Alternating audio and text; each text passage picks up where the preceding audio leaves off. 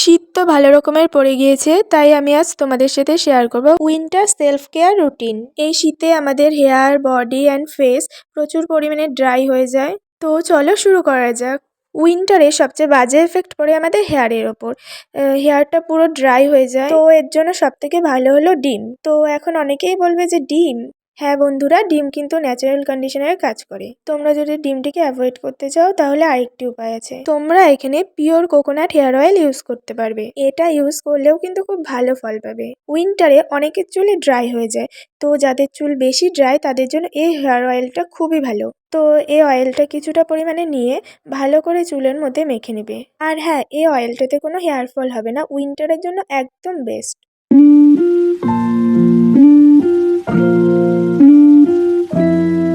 হেয়ারের জন্য যে দুটো উপকরণ বললাম সেই দুটো উপকরণ তোমরা অবশ্যই দেখতে পারো ট্রাই করে।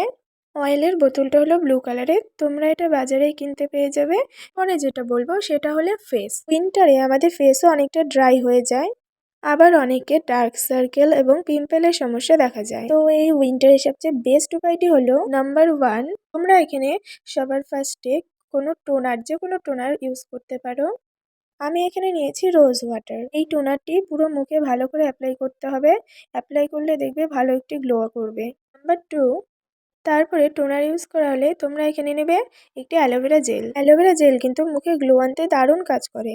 তো এরপরে জেলটি মুখে অ্যাপ্লাই করে নেবে। জেল অ্যাপ্লাই করা হয়ে গেলে নাম্বার 3 হলো ভিটামিন ই ক্যাপসুল। এই ক্যাপসুলটি একটি নিয়ে পুরো মুখে ভালো করে মেখে নিবে।